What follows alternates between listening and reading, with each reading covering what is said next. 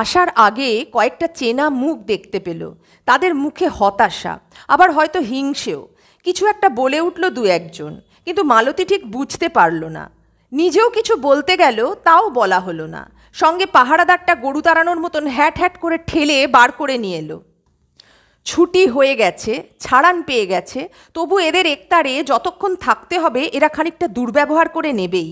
সেই 3 বছর আগে মালতী যখন শুনেছিল তার জেল হয়ে গেল, মনে করেছিল জেলখানায় ঢুকেই গলায় দড়ি দেবে। মেয়ে ছেলে হয়ে জেল!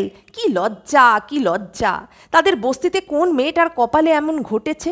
মোটামুটি বস্তিটা গেরস্থ বস্তি। মেয়ে পুরুষে সবাই খেটে খায়, ছেলেপুলে নিয়ে সংসার করে।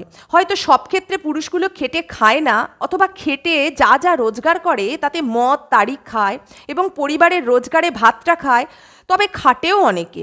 মেয়েগুলো সবাই খেটে খায়। 7-8 বছর বয়স থেকে মায়েদের সঙ্গে বাবুদের বাড়ি কাজ করতে যায়।